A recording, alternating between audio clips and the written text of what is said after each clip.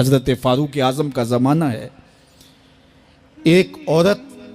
مسجد نبوی میں نماز پڑھنے کے لیے جاتی ہے، راستے میں ایک نوجوان رستہ روک کے کھڑا ہو جاتا ہے اور راستے میں روزانہ کھڑا ہوتا ہے اور اس کی تیکھی نظروں کے تیر اس عورت کو بے چین کرتے ہیں۔ ایک دن رک گئی اور پوچھا کیا مسئلہ ہے تجھے؟ اس نے کہا کہ میں تمہارا چاہنے والا ہوں اور تمہیں حاصل کرنا میری زندگی کا سب سے بڑا مسئلہ ہے، اگر تم بولو تو آسمان سے تارے بھی توڑ لاؤں۔ اس نے کہا مجھے تارے نہیں چاہیے، میری ایک ہی خواہش ہے، اگر تم وہ شرط پوری کر دو تو پھر جو تم کہو گے میں اس کے لیے حاضر ہوں گی۔ اس نے کہا جلدی بولیے، میں ہر آرزو پوری کرنے کے لیے فرہاد بن جاؤں گا، مجنوں بن جاؤں گا۔ اس نے کہا میری لمبی چوڑی شرائط نہیں، ایک ہی شرط ہے، 40 دن تک حضرت عمر کے پیچھے نماز پڑھ لو،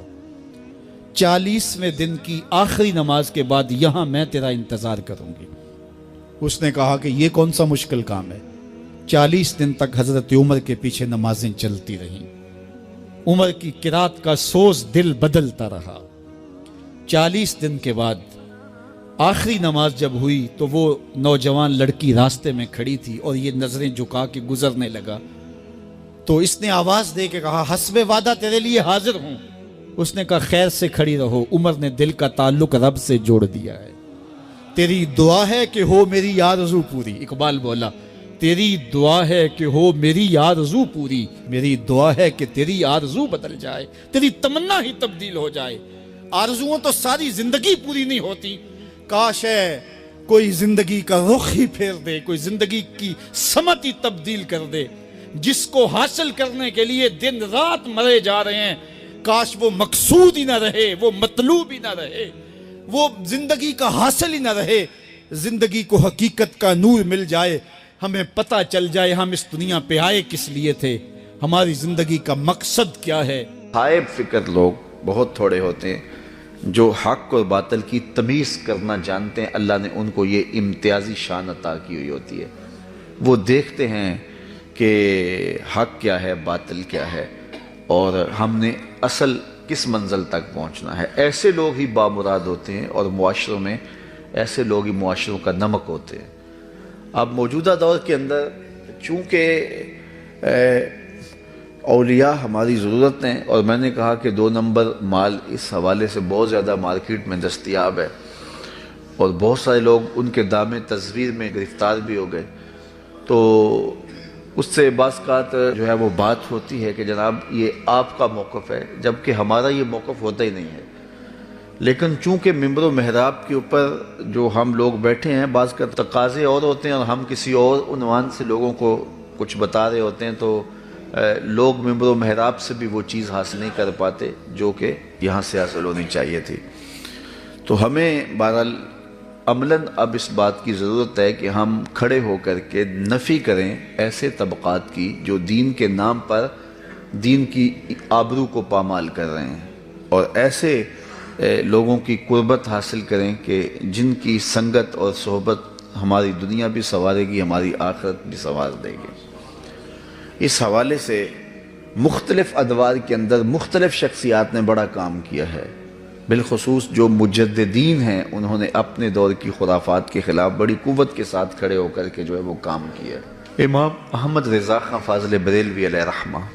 جو عاشقوں کے بھی امام ہیں اور اہل سنت کے بھی سرخیل اور مقتدا ہیں، اور جن کا نام علم کا، تحقیق کا، جستجو کا اور عشق رسول کا معتبر حوالہ ہے، انہوں نے اس حوالے سے اپنے دور میں بہت کام کیا، اور وہ کام سامنے لانے کی ضرورت ہے،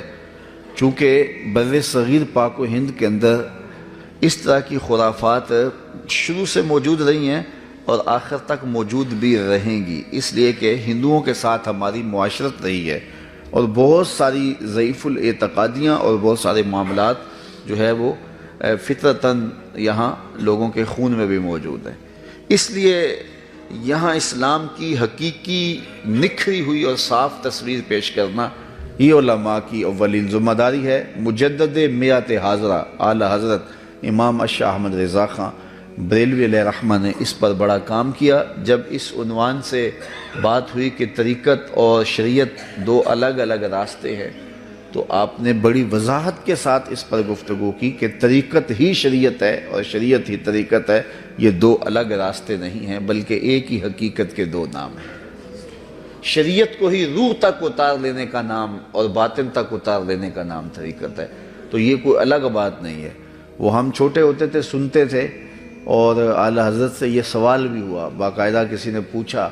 کہ حضرت یہ جو کہا جاتا ہے کہ مولوی اور فقیر کی شروع سے آپس میں لگتی نہیں ہے، تو اس کا کیا مطلب ہے؟ تو فرمایا سراسر باطل ہے،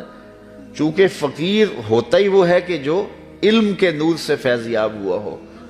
اور علم کے نور سے ہی پھر وہ اجالے ملتے ہیں کہ حقیقی فقر کی منزل نصیب ہوتی ہے۔ اعلیٰ حضرت علیہ رحمہ